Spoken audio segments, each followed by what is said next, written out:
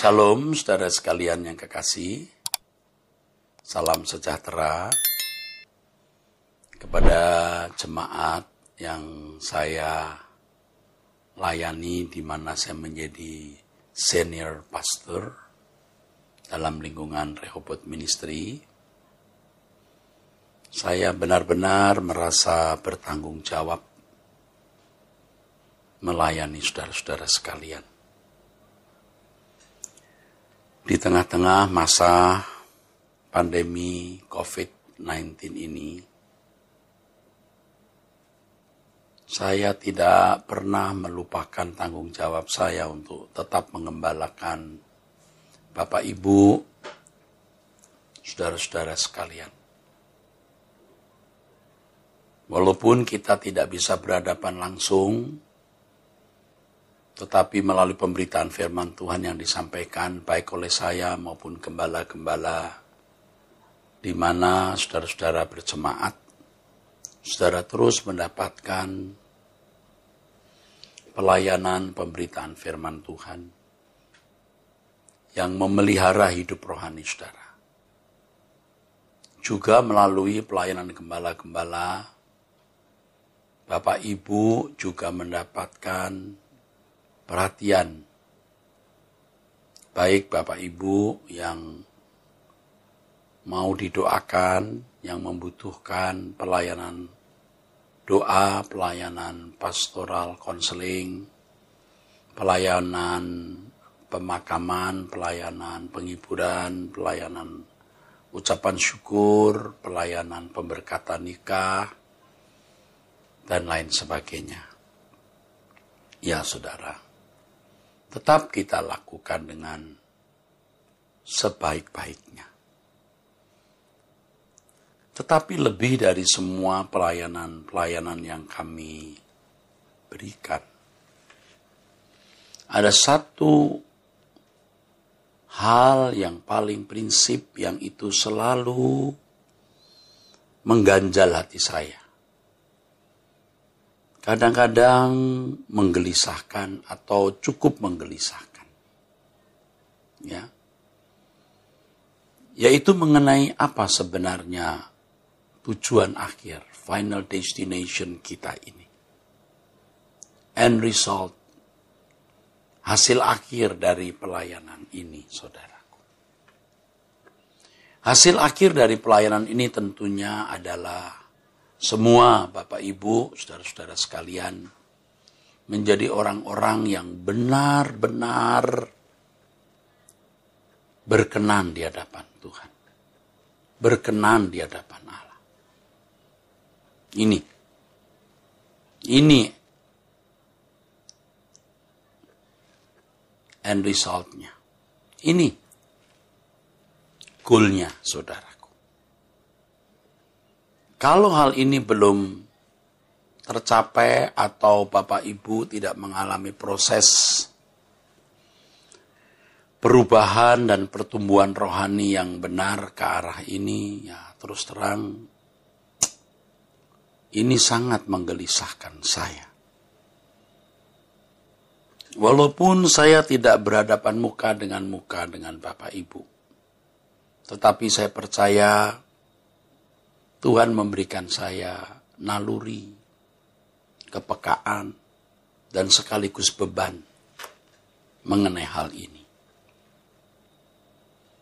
Tidak sedikit jemaat yang sebenarnya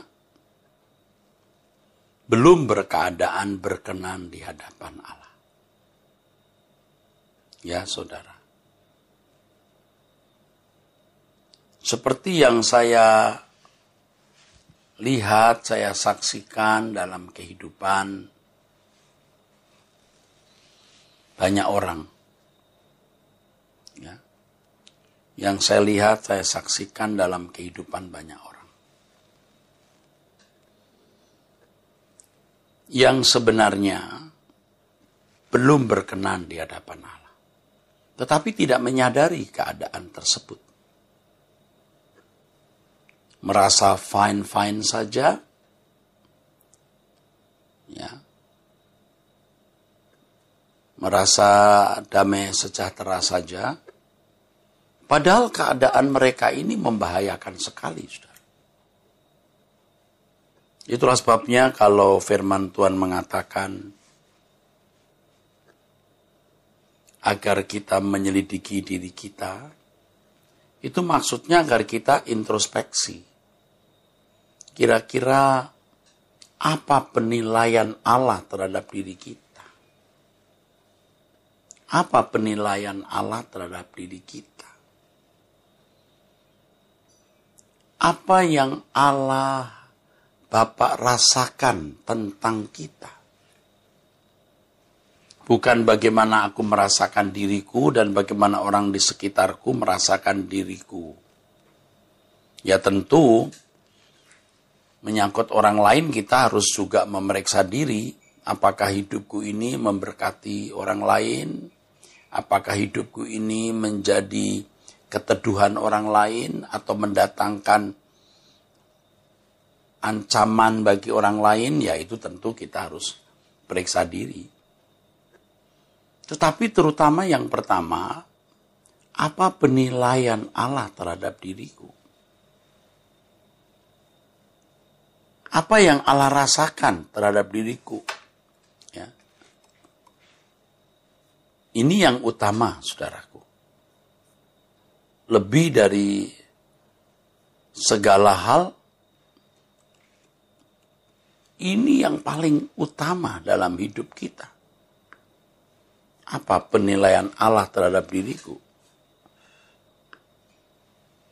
Di dalam Wahyu pasal 2, ayat 23, Tuhan berfirman, "Akulah yang menguji batin dan hati orang, dan bahwa aku akan membalaskan kepada setiap orang menurut perbuatannya." Saudaraku, satu hal yang pasti kita akan mati. Dan itu setiap saat bisa terjadi di dalam hidup kita. Setelah kita mati, saudaraku, kita pasti menghadap pengadilan Allah. Kita akan melihat nilai hidup kita masing-masing. Pasti. Ya. Kalau sudah menghadapi kepastian ini, kita harus benar-benar serius. Kita tidak bisa anggap remeh lagi. Tidak boleh anggap enteng. Kalau sudah bicara mengenai kepastian, dan ini menyangkut nasib kekal, nasib abadi kita. Wah, tidak main-main, saudaraku.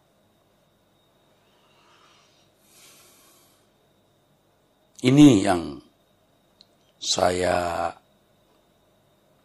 mengajak saudara untuk serius memeriksa diri. Ya. Banyak orang hanyut dengan berbagai keadaan hidup, apakah keadaan senang, dia hanyut dalam kesenangan, atau dalam keadaan susah, dia hanyut dalam kesusahan. Kita mestinya tidak terhanyut oleh apapun. Jika kita memandang hal nilai diri kita di hadapan Allah ini sesuatu yang penting sekali. Dan mestinya kita berani mengatakan ini satu-satunya yang penting. Mestinya kita berani berkata bahwa ini satu-satunya yang penting. Lebih dari segala hal. Bahkan tidak ada hal lain yang penting dalam hidup kita selain nilai diri kita ini di hadapan Allah. Tuhan berkata, akulah yang menguji batin dan hati orang. Jadi Tuhan mengevaluasi. Tuhan menilai. Lalu berapa hasilnya, itu tergantung bagaimana kita mengisi hari hidup kita. Itulah sebabnya, saudara, di dalam firman Tuhan, ya, dalam firman Tuhan, Rasul Paulus mengatakan,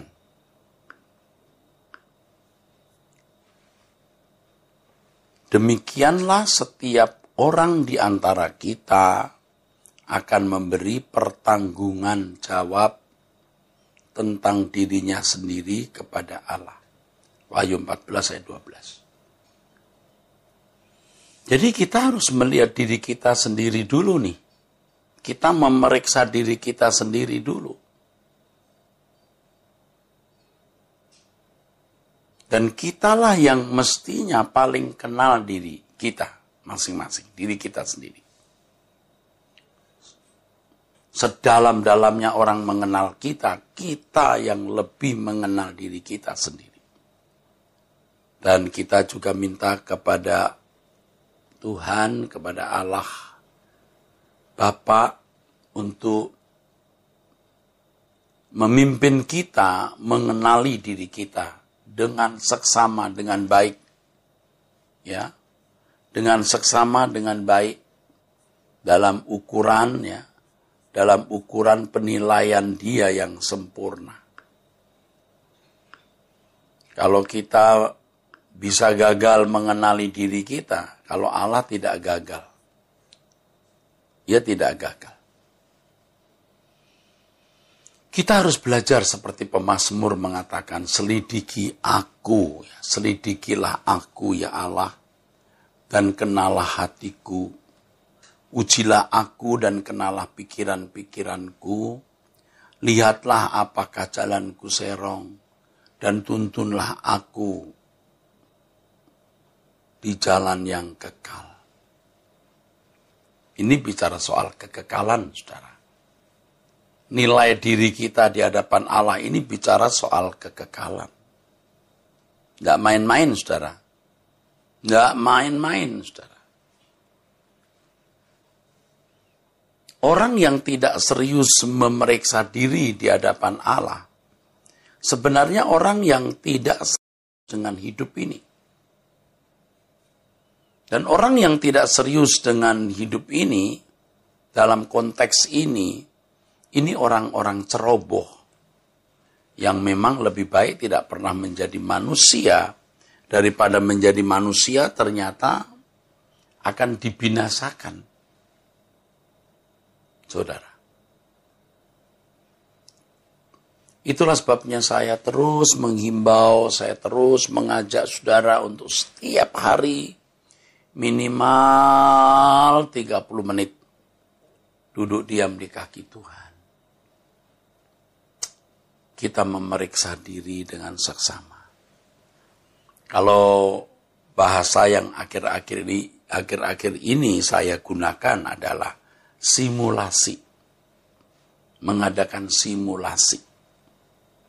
Jadi kalau sebuah sekolah mau diakui sebagai sekolah yang berhak mengeluarkan ijazah atas nama pemerintah atau atas nama negara, sekolahnya harus diakreditasi, dinilai layak tidak mengeluarkan ijazah.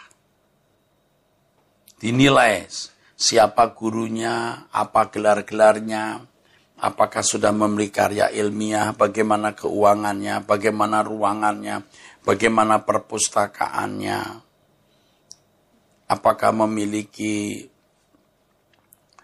manajemen absen, catatan absen yang baik, dan seterusnya.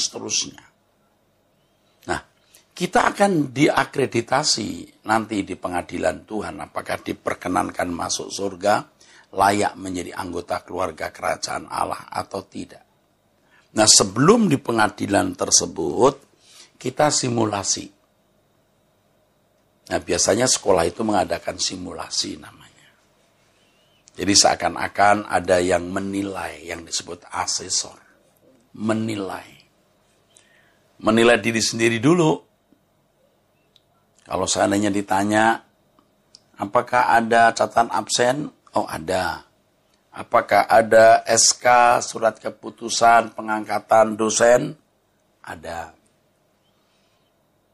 Apakah sudah melakukan pengabdian masyarakat? Oh ada. Buktinya mana? Ada fotonya dan lain sebagainya. Apakah sudah mengadakan penelitian? Ada. Penelitian dosen? Ada ini. Buku-bukunya. Barangnya ada. Apakah ada penelitian antara dosen dan guru yang dikolaborasi? Ada bukunya ini. Jadi kita sendiri menilai diri kita.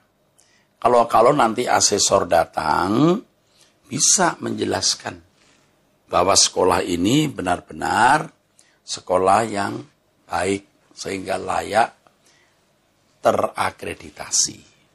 Ada nilainya itu saudara. A, B, atau C, atau unggul. Nah, saudara, kita juga harus membuat simulasi ini di hadapan Allah. Saya asik ya melakukan hal ini. Kalau dulu terus terang kurang, saudara. Apalagi saya pendeta sudah merasa orang baik lah. Sudah merasa orang benar, saudara. Tapi seiring perjalanan waktu, ketika Tuhan membukakan banyak kebenaran, saya memiliki kegentaran ya kepada Allah. Maka saya tidak mau, kalau sampai tertolak nanti, maka saya membuat simulasi. Saya bersyukur karena banyak pengalaman-pengalaman yang tidak terceritakan kepada orang. Dan itu yang membuat hidup saya makin diubah. Simulasi di hadapan Allah. Tidak jarang saya menangis terseduh-seduh seperti seorang anak kecil. Di hadapan Allah itu mengerikan. Allah itu dahsyat.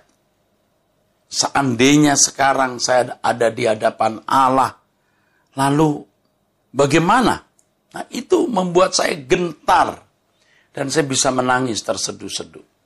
Coba bayangkan kalau saudara terkena COVID-19, tidak diharapkan ya.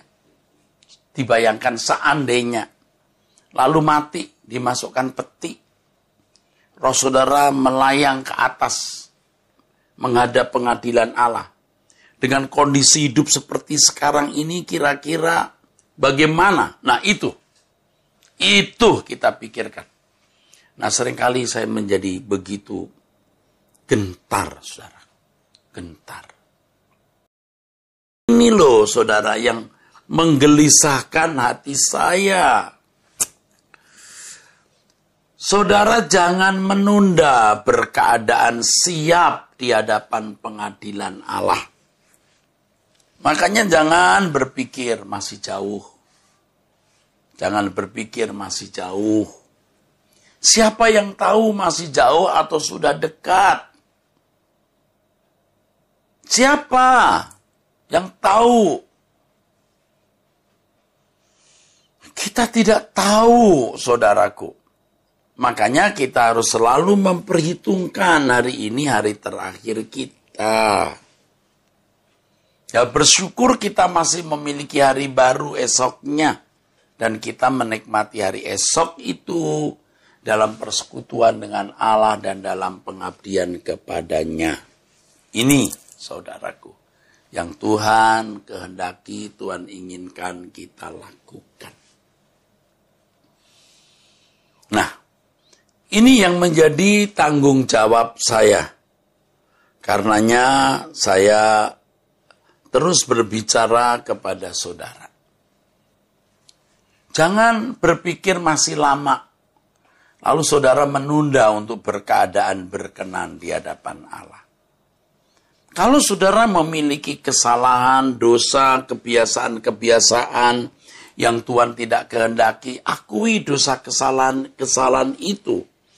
Dan setiap kali kita mengakui kesalahan kita, itu sekaligus komitmen, tekad tidak mengulanginya lagi.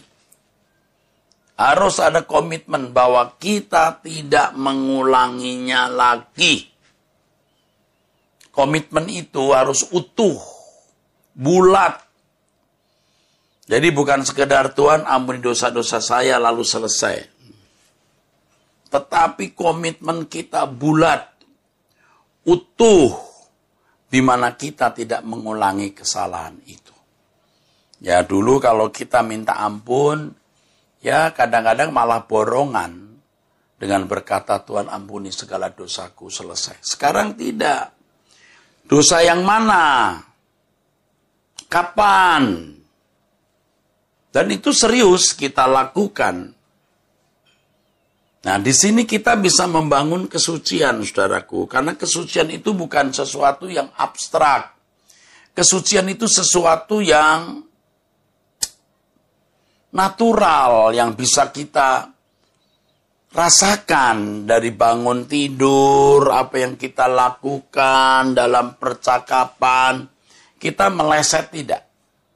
Itu yang kita pikirkan, saudaraku. Nah, nanti lama-lama juga kita tidak perlu memikirkan, otomatis kok kita bisa hidup benar, hidup berkenan di hadapan Allah itu kok.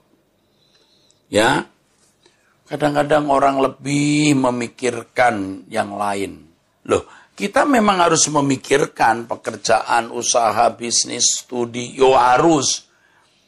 Itu memang menjadi bagian yang tidak terpisahkan dari hidup kita dan memang harus kita jalani.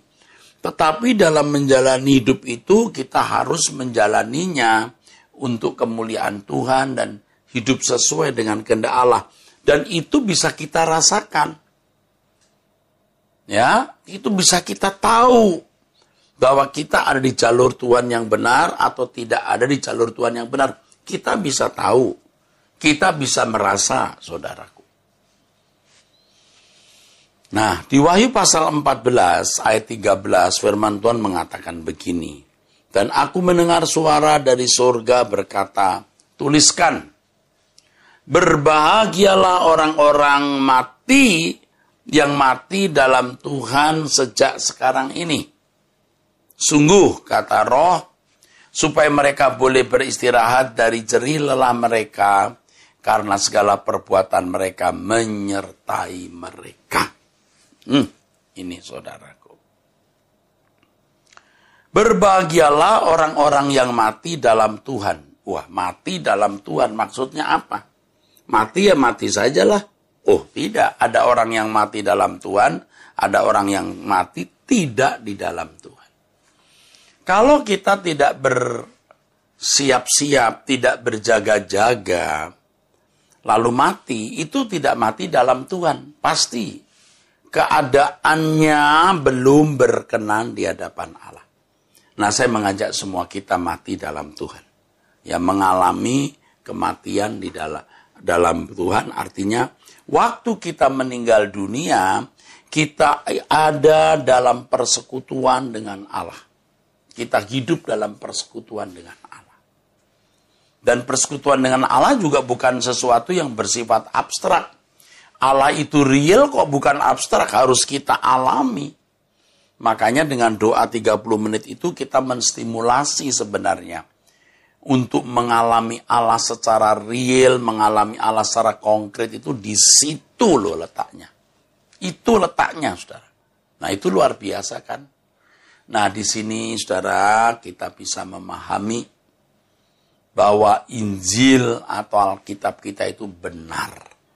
Bukan hanya menjadi teori yang kita bisa percakapkan menurut penafsiran B dan menurut penafsiran saya dan begono begini.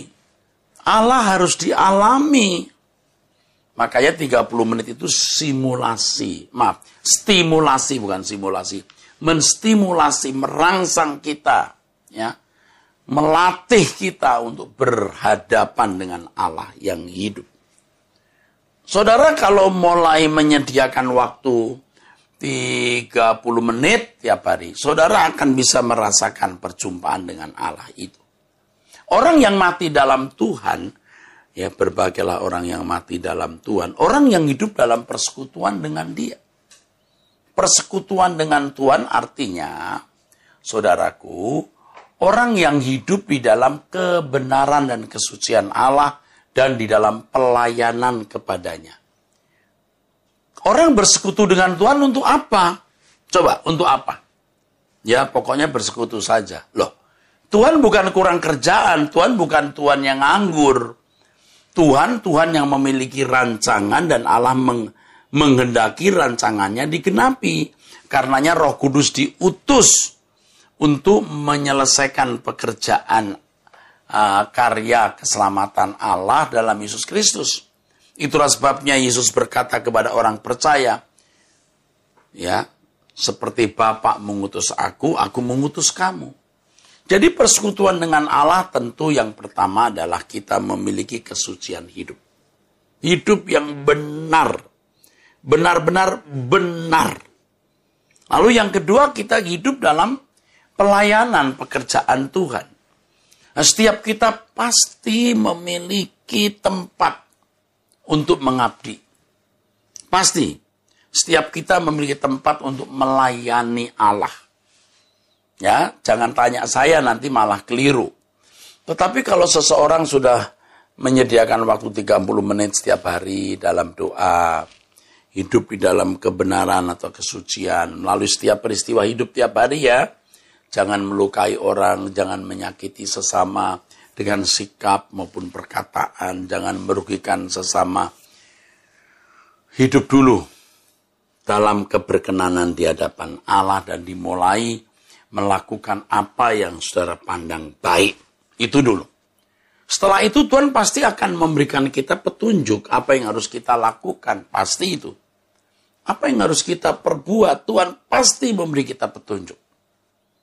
Nah, itulah pengabdian atau pelayanan kita kepadanya, saudaraku. Ya, tidak harus mesti aktif dalam lingkungan gereja, saudara. Ya, nanti saudara akan memberikan kepada saudara itu pimpinannya atau petunjuk-petunjuknya, apa yang harus saudara lakukan untuk sesama, untuk orang lain di sekitar saudara, pasti. Nah, orang yang hidup di dalam keadaan tidak melukai orang, tidak menyakiti orang, ya.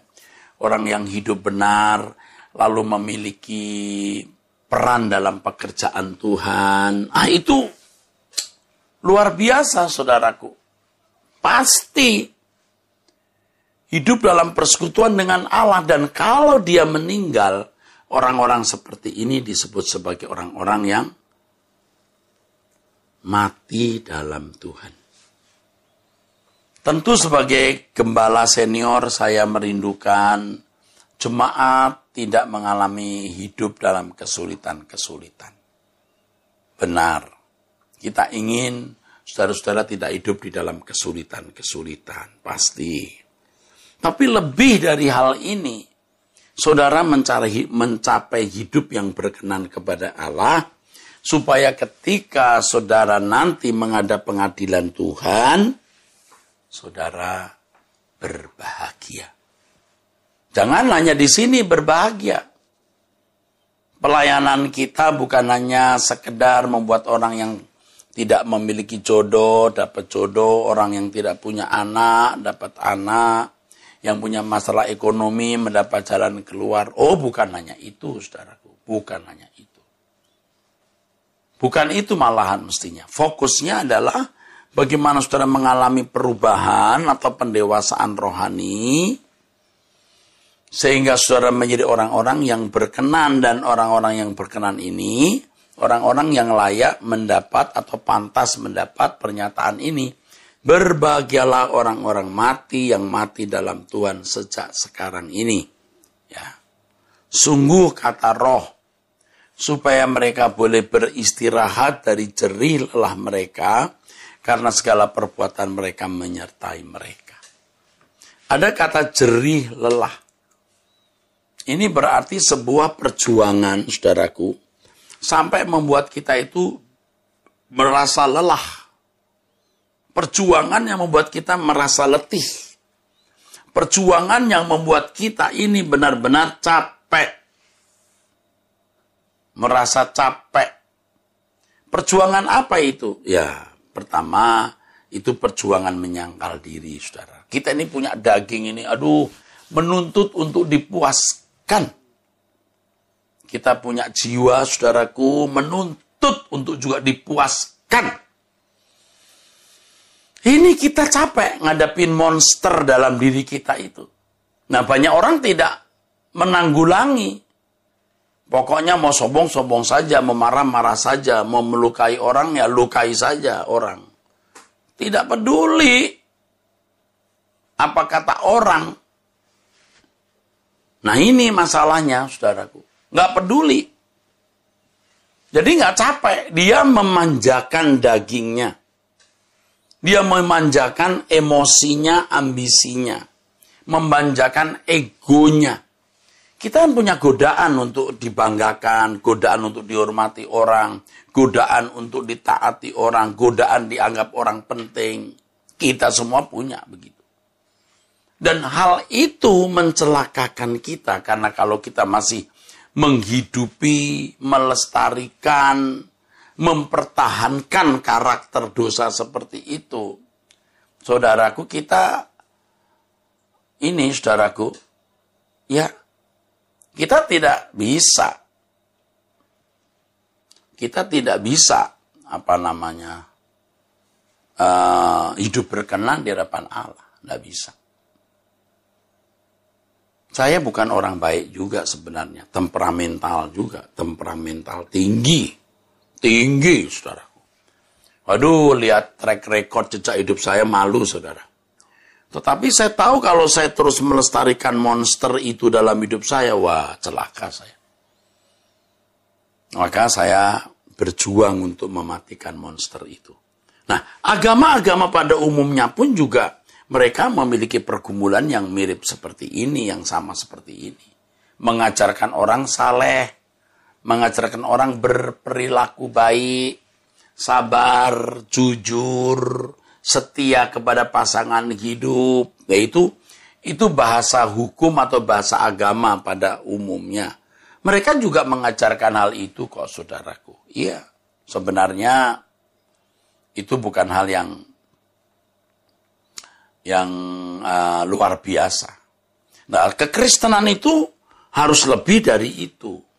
Selain menjadi orang baik, ini sudah mutlak ya. Tidak melanggar hukum, itu sudah mutlak ya.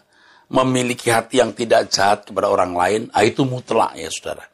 Selanjutnya kita memiliki kualitas hidup seperti Tuhan Yesus. Makanya di 2 Korintus pasal 5, firman Tuhan ya, saudaraku, mengatakan demikian, ayat 9 dan 10. Kami berusaha. Loh, kelasnya Paulus saja berusaha. Ini rasul, kami termasuk Paulus. Supaya kami berkenan kepada Allah. Tolong deh saudara kejar hal ini, jangan anggap remeh, jangan anggap ringan ya. Tolong deh saudaraku ya. Berkenan kepada Allah. Mengapa? Sebab kita semua harus menghadap tahta pengadilan Allah. Coba. Harus menghadap tahta pengadilan Allah. Supaya setiap orang memperoleh apa yang patut diterimanya sesuai dengan yang dilakukannya dalam hidupnya ini, baik ataupun jahat. Tahta pengadilan Allah. Sama dengan tahta pengadilan Kristus, sama. Ini suatu kepastian. Kalau ini suatu kepastian, kita tidak boleh anggap remeh, saudaraku. Jadi, jangan hanya mendengar khotbah ini lalu menyatakan setuju. Tidak cukup. Jangan saudara merasa bahwa saudara sudah tahu lalu tidak perlu merenungkannya dengan sungguh-sungguh. Ya. Jangan saudara berpikir bahwa Anda sudah baik-baik saja. Tidak. Anda harus memiliki satu perasaan krisis. Jadi setiap hari itu Tuhan akan pasti mengajarkan hal-hal baru.